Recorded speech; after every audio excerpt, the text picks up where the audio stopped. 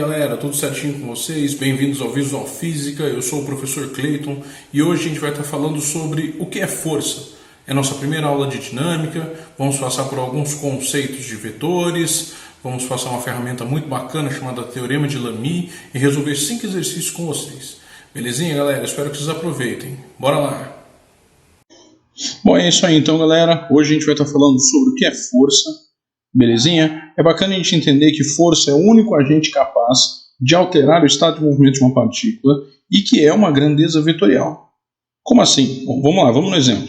Imagina que você tem um balde e esse balde está preso por uma corda e essa corda está sendo puxada por uma mão. O que significa isso então? Significa que essa mão está aplicando uma força para cima e que, por consequência, então, esse balde vai alterar as suas posições. Beleza? Essa força F com o vetorzinho em cima, então, é o vetor força, onde F é o seu módulo ou intensidade. Tudo bem? A direção é uma direção vertical e o sentido é para cima. Tudo certinho? Qual vai ser a consequência, então? Esse balde vai alterar suas posições e, por consequência, alterar o seu estado de movimento. Vale lembrar que, sem a aplicação da força, esse balde estaria naturalmente em repouso. Tudo bem? O que significa isso então? Significa que força é interação. É a interação entre dois corpos, ok? Cujo resultado sempre vai ser então na alteração do estado de movimento. Beleza? Lembrando que este sempre que houver uma força resultante, atuações então de mesmo módulo em sentidos opostos sempre vão ter como resultado uma força igual a zero. A gente vai falar sobre isso daqui a pouquinho também. Bom, vamos lá. Quais são os efeitos, então, da aplicação de uma força? Eu posso ter o efeito de deformação. Então, você tem ali a barra, ela estava em equilíbrio, bonitinho, aí foi aplicada uma força externa. Como consequência, ela deformou, ela entortou. Tudo bem? Ela não entra em movimento pelo fato de existirem outras forças também atuantes nesse sistema, só não estão representadas ali. Eu tenho condição de determinar e encontrar equilíbrio entre os corpos através da aplicação de força, é o que está acontecendo ali, né? Como se fosse uma balança de pratos, embora não seja exatamente isso, é muito mais rudimentar, mas você tem ali o equilíbrio entre as pedras através das aplicações de força.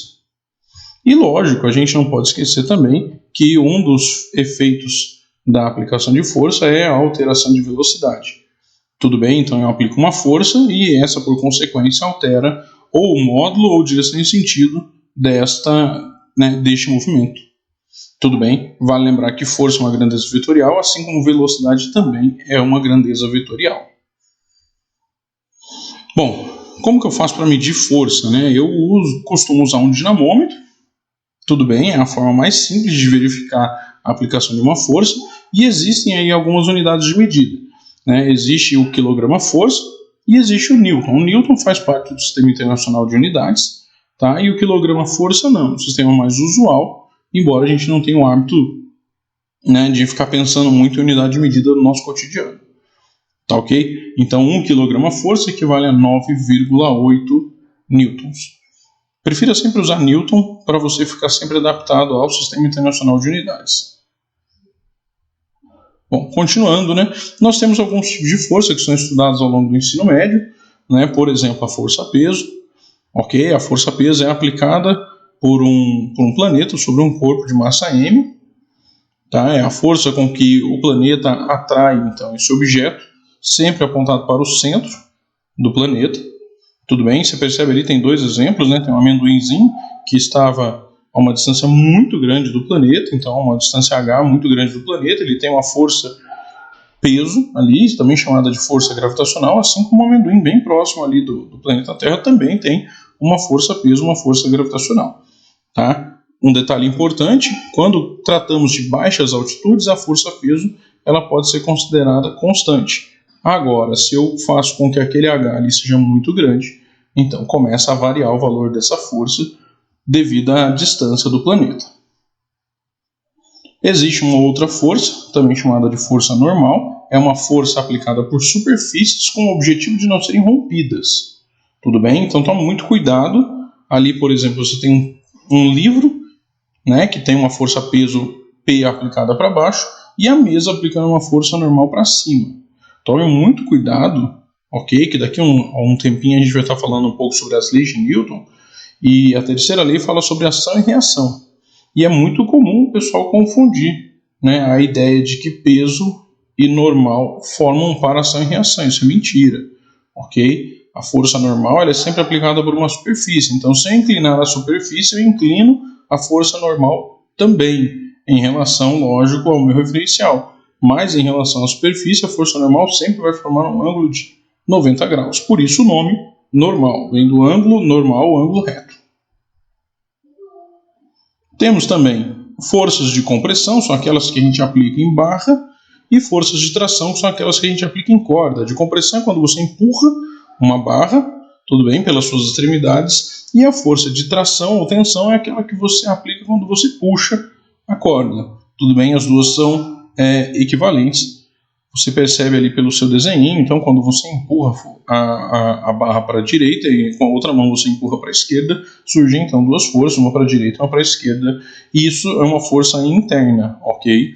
Forças internas não são capazes de gerar movimento. Mesma coisa ali para a força de tração ou tensão. Também temos a força elástica, que é uma força aplicada a molas ou outros sistemas que podem deformar e retornar ao seu estado natural. Então, se eu apertar uma mola e soltar, ela volta ao seu comprimento original. Se eu esticar uma mola e soltar, ela volta ao seu comprimento original. Lógico, tudo isso dentro de um campo de idealização de ideias. A gente sabe muito bem que se eu pegar e esticar uma mola de, sei lá, de caneta, aquelas de lapiseira, e esticar bastante, eu vou destruir a mola, né? Então existe ali uma propriedade da mola, que a gente vai estar falando aí numa próxima aula, né? Que é a chamada constante de elongação, que ela mede a capacidade de você aplicar força sobre uma mola de forma que ela possa, então, se deformar. Então é importante a gente entender também que, lógico, há um limite para tudo nessa vida. E o quanto eu posso esticar ou deixar de esticar essa mola também, né, é representado dentro desse limite. Bom, e existe também a força de atrito. A força de atrito ela é muito importante no nosso cotidiano. É aquela força que ela é contrária ao efeito de deslizar. Toma cuidado, ela não é contrária ao movimento, ok? Existem vários casos aí, a gente vai ter uma aula só sobre força de atrito. E nessa aula eu explico bem, né, que a força de atrito ela não é contrária ao movimento, mas ela é contrária ao efeito de deslizar. Tudo bem? Se você der uma olhada ali com um pouquinho de zoom no seu desenho, né, você percebe ali que a rugosidade das superfícies faz com que essa força seja presente, então, na movimentação dos corpos. Então, se eu empurro um objeto para um lado para o outro, obrigatoriamente ele vai ficar esfregando na superfície e vai gerar, então, a força de atrito. Beleza? Quanto mais rugoso for a superfície, maior vai ser a força de atrito. Bom, o DCL, ou diagrama de forças, é uma ferramenta que a gente usa para poder representar um sistema de aplicação de forças. Então imagina que eu tenho ali, né, uma empilhadeira levantando um tronco ou algo muito pesado. O que eu tenho de informação até agora? Bom, eu tenho de informação ali o ponto G, que a gente também chama de centro de massa, tudo bem. A gente tem a inclinação do garfo da empilhadeira, que é uma inclinação de 30 graus, e existe o contato nos pontos A e B. E o tronco tem um raio de 35 milímetros. Bom, só isso que eu tenho de informação. Quando eu penso em aplicação de força, eu tenho que criar um eixo de referência. É importante que eu tenha um eixo de referência para facilitar a minha vida, principalmente quando eu tenho inclinações, tudo bem? E representar essas forças. Dá uma olhada aí, olha a diferença, que bacana que fica. Eu tenho duas forças perpendiculares, RA e RB, são as reações no ponto A e B, reação à existência desse tronco, você sabe o nome dessa força, né? Força normal em A, força normal em B. Eu tenho aqui minha referência, né? O meu eixo XY, o meu plano cartesiano. Eu tenho aqui a minha força peso. Percebe que eu tenho todas as informações que eu tinha antes e, além disso, eu tenho as informações das forças que estão sendo aplicadas. Beleza? Isso é importante, é bacana, porque você visualiza o que está acontecendo. Tá? Então, habitue-se sempre que você tiver um exercício de aplicação de força a fazer o diagrama de forças. Tudo bem? O DCL é uma ferramenta muito importante para a gente. Vamos em frente. Bom, e qual que é o conceito de força resultante? Não necessariamente você aplica uma única força. Você pode aplicar 10, 20, 30, N forças aplicadas a um corpo. Você tem várias interações, então significa que você tem vários agentes de aplicação de força, mas como resultado, né, você tem sempre uma única coisa. Por exemplo, ali, né? Então ali eu tenho uma rampinha inclinada, uma mola, inclinada em relação à rampa em 16 graus, ok? E isso tudo tem que estar em algum planeta. Ou seja, existem forças atuantes ali, né? Eu tenho primeiro para baixo a força-peso, graças à existência do planeta. Eu tenho a 90 graus com a superfície, a chamada força normal. E graças à existência da mola, eu tenho ali a minha força elástica. Eu tenho 3 forças atuantes naquele meu sistema. Mas olhando daqui, tudo me indica que a força resultante nesse sistema é zero.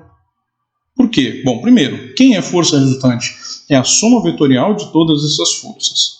Tudo bem? Se eu somar vetorialmente todas essas forças, eu tenho uma força resultante igual a zero. Por que eu digo que eu tenho uma força igual a zero? Porque eu sei que meu sistema tem equilíbrio.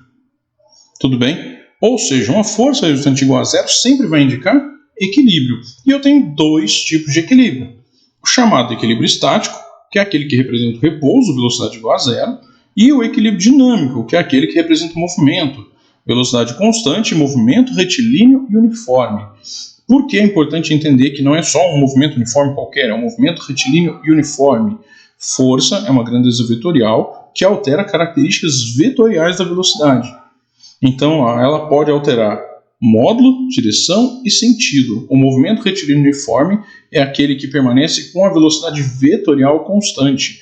Permanece um módulo constante, a direção e o sentido sempre constantes. Por isso é importante você entender que o equilíbrio estático existe, é o caso do repouso, mas também existe o equilíbrio dinâmico, movimento retilíneo uniforme. Tudo bem? Bom, uma ferramentazinha show de bola é o Teorema de Lamy, que diz assim, quando temos 3 forças concorrentes e coplanares atuantes em um corpo em equilíbrio, tem-se a seguinte relação. Bom, vamos primeiro. Quem são essas 3 forças concorrentes e coplanares? Por exemplo, força 1, 2 e 3, como representado na figura. Essas forças formam ângulos entre si de alfa, beta e teta, como também representado na figura, aplicado num corpo de massa m que está ali, representado no meu desenho. Tudo bem? O que o Teorema de Lamy me diz? Ele diz o seguinte, a força 1 sobre o seno do seu ângulo oposto, perceba que o oposto à força 1 é o ângulo alfa, vai ser igual a força 2 sobre o seno do seu ângulo oposto, no caso beta, que é igual a força 3 sobre o seno do seu ângulo oposto, o ângulo teta. Tudo bem? Pode parecer que não, mas isso é uma ferramenta formidável. Isso vai fazer com que você ganhe muito tempo. Por quê? Como força é uma grandeza vetorial, é muito comum a gente ter que utilizar a ferramenta decomposição de vetor.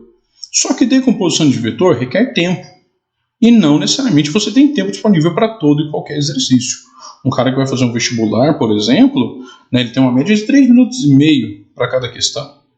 O cara que vai fazer um concurso militar, por exemplo, a escola de especialistas da aeronáutica, ele vai ter 2 minutos e uns quebradinhos para resolver cada questão.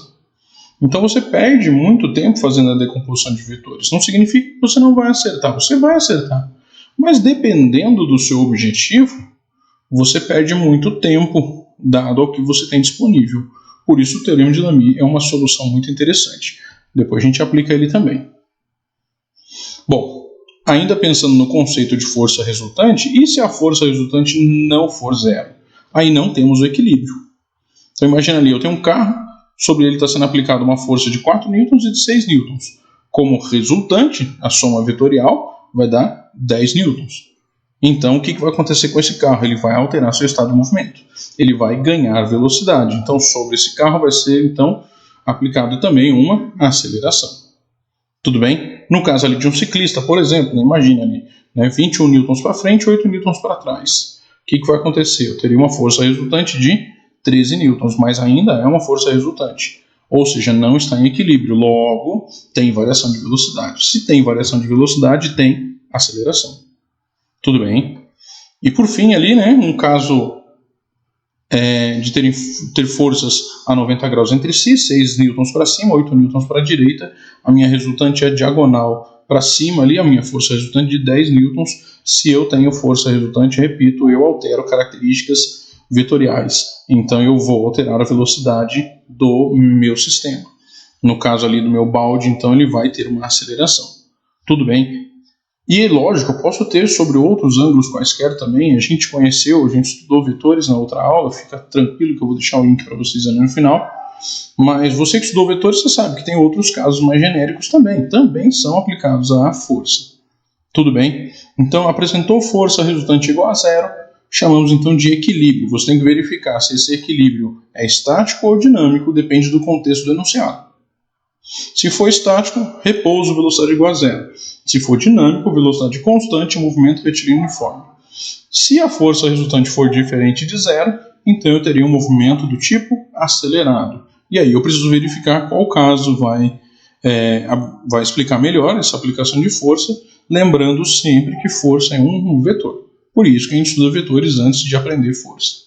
Tudo bem? Bom, hora de fazer um exercíciozinho. Pegar um primeiro exercício que diz assim, ó, no esquema abaixo, Isabela e Levi puxam um brinquedo que está inicialmente em repouso.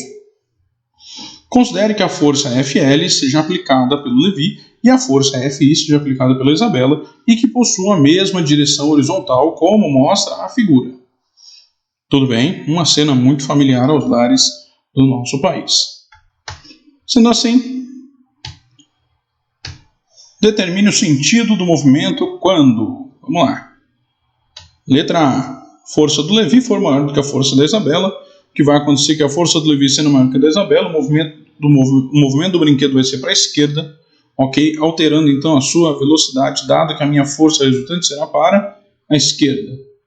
Analogamente, no caso B, quando a força do Levi for menor do que a força da Isabela, a força resultante vai ser para a direita e o movimento do brinquedo será para a direita, alterando também o seu estado de movimento. Beleza? Ou seja, alterando sua velocidade. Lembrando que ele estava em repouso, então no item C, força do Levi e força da Isabela forem iguais. Eu tenho um equilíbrio, força resultante igual a zero. Se ele estava em repouso, ele permanece em repouso. Tudo certinho? Bom, vamos lá, mais um exercício que diz assim, ó. Considere que sobre um corpo de massa M atue duas forças de módulos 8 N e 6 N. Determine o maior e menor módulo da força resultante atuante nesse corpo. Bom, vamos lá. O maior módulo é quando as duas forças estão na mesma direção e mesmo sentido. Ou seja, eu terei 8 mais 6, que dá 14. E o menor módulo é quando as duas forças estão na mesma direção, porém em sentidos opostos. Por consequência, então, eu terei 8 menos 6, que dá 2 newtons. Tudo bem? Lembrando que esses casos foram tratados lá na minha aula sobre vetores. Tudo bem? Depois você assiste lá. Terceiro exercício. Na figura abaixo, represente o diagrama de forças para a esfera de peso W e para a barra de peso P. Considere também que a esfera esteja presa através de uma corda inextensível. Então eu tenho ali uma barra, eu tenho aqui uma dobradiça, eu tenho aqui uma esfera presa por uma corda. Tudo bem? Vamos representar essas forças? Dá uma olhada aqui, ó. A minha esfera ela tem um peso W para baixo e uma força tração ou tensão aplicada para a direita e uma normal aplicada para cima. Tudo bem? Existe ali um contato entre a esfera e a barra, então a força de contato ela também aparece ali. Tudo bem? E agora, já olhando para a barra, ela tem um peso P para baixo e também sobre ela é aplicada uma tração ou tensão, nesse caso para a esquerda. E a dobradiça aplica duas forças, né? Uma força de contato no eixo X e uma força de contato no meu eixo Y. Lembrando que essas duas forças de contato podem se unir vetorialmente para dar uma força de contato resultante. Tudo certinho aí? Percebe que depois que você representa essas forças, você consegue entender melhor o que está acontecendo também, né? Desde contato, aplicação de força, a corda está esticada ou não está esticada, tudo bem? Forças aplicadas à corda resultam sempre, no caso, ela de ficar sempre esticadinha. Se você não tiver uma corda esticada, também não tem como você ter uma tração ou tensão. Nosso quarto exercício que diz assim: determine a tração aplicada pela corda para manter a esfera de peso 20 newtons em equilíbrio estático, ou seja, parado.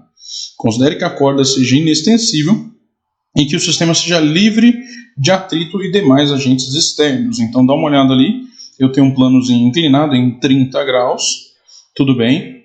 Uma corda prendendo a esfera, também ali com uma inclinação de 30 graus em relação ao plano. Qual o primeiro passo para resolver esse exercício? Bom, o primeiro passo é fazer o diagrama de corpo livre. Tudo bem? Eu tenho ali para baixo uma força-peso, eu tenho a 90 graus com a superfície uma força normal, e eu tenho ali a 30 graus com o plano uma força-tração. Tudo bem? Tudo isso aplicado sobre a esfera. Como são vetores, o que eu vou fazer? Eu vou rearranjar esses vetores. A partir do momento que eu rearranjar esses vetores, eu consigo entender melhor o que está vendo. Dá uma olhada. Então eu tenho aqui, formando um ângulo de 30 graus com a minha vertical, a força normal. Tudo bem? Para baixo, a força peso, e para a esquerda, assim como no diagrama de corpo livre, a força tração. De tal forma que a minha resultante dê zero e o meu corpo permaneça, então, em equilíbrio estático. Beleza? Bom, qual que é o objetivo do exercício? O objetivo é determinar a tração. Dá uma olhadinha ali. O que eu sei? Que a tangente de 30 graus vai ser cateto oposto, tração, dividido pelo cateto adjacente, peso. O enunciado, então, me deu o valor do peso, então eu isolo a tração e aplico os valores. Peso vale 200, tangente de 30, raiz de 3 sobre 3.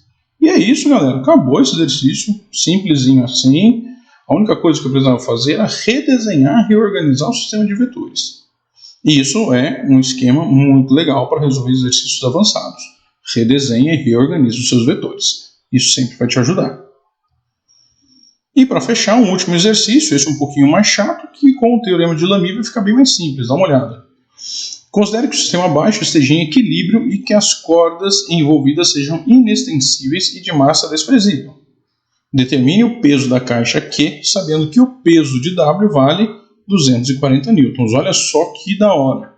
Uma inclinação de 60 graus para a corda A, uma inclinação de 60 graus para a corda D, uma inclinação aqui, de 30 graus, da corda BC em relação à horizontal, e show de bola. Bom, em condições normais, você precisaria fazer várias decomposições de vetores ali.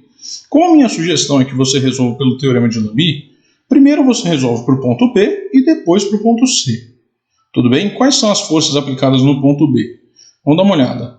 No ponto B, eu tenho uma tração, que é a tração do fio AB, aplicada aqui, nesta direção, tudo bem? Formando um ângulo aqui de 60 graus. Então, se aqui é 60 graus, alternos internos, esse ângulo também é 60 graus. Com a horizontal, esse ângulo aqui vale 90 graus, tudo bem? Eu tenho aqui a tração do fio BC, inclinado em 30 graus para baixo, aqui com a horizontal, e o peso W, formando um ângulo de 60 graus entre as duas. Tudo bem? Para aplicar o teorema de Lamy, eu preciso de pelo menos 2 ângulos conhecidos. Ok? Então, eu conheço alguns ângulos ali, dá uma olhada. Tração BC sobre o seno do seu ângulo oposto. Aqui é 90 graus, aqui é 60. 90 mais 60 me resulta em 150.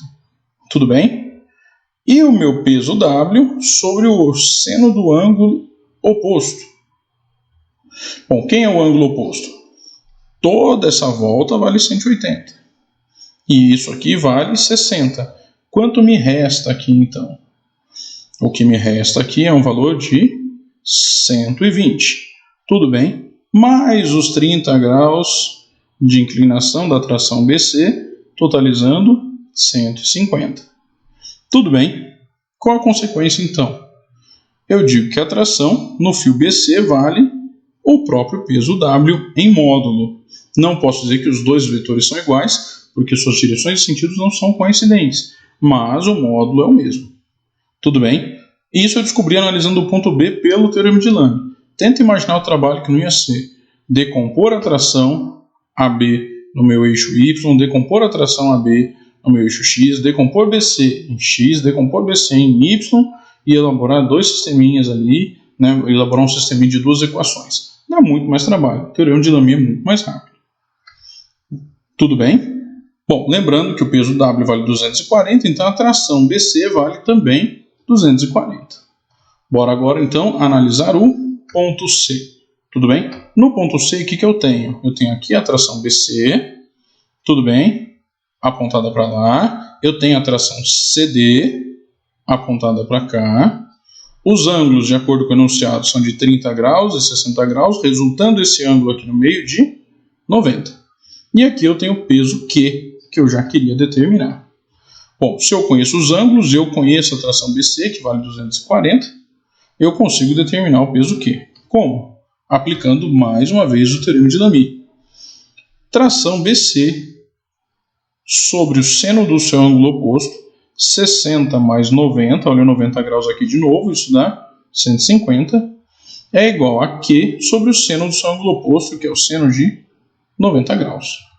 Tudo bem? Eu isolo, então multiplico em cruz, terei tração BC vezes seno de 90, divididos pelo seno de 150. Tudo bem? O seno de 150 é a mesma coisa que o seno de 180 graus menos 150, que é o seno de 30, que vale, então, meio. Tudo bem? Olha a propriedade que bacana. Tudo bem? Quando eu vou considerar o ângulo no meu segundo quadrante, o seno desse ângulo tem o mesmo valor que o seno de 180 menos o valor desse ângulo. No caso, o meu ângulo vale 150 graus. 180 menos 150 dá 30. Então, seno de 30 vale meio. Olha que bonitinho. Então, quanto vai valer o peso Q? Ele vai valer 480 newtons. E aí a gente encerra esse exercício com pelo menos aí metade do tempo que você gastaria se você estivesse fazendo por decomposição de vetores. Você teria então um sistema de 4 equações e 2 incógnitas para resolver se você fosse por decomposição. Demora muito mais. Demora muito mais. Beleza? Então o Teorema de Lamy é realmente uma baita de uma ferramenta. Tranquilo, galera? Por hoje é só. Muito obrigado. Dúvidas e sugestões, segue lá. Prof. Clayton, estou lá no Instagram. Pode perguntar, manda sugestão também, não tem problema nenhum. Estou sempre disposto a ouvir e conversar com vocês. Assistam a aulinha sobre vetores, vai fazer muito bem para você. Você vai aprender algumas ferramentazinhas que eu passo lá também. E é isso aí, galera. Até a próxima. Tchau, tchau para vocês.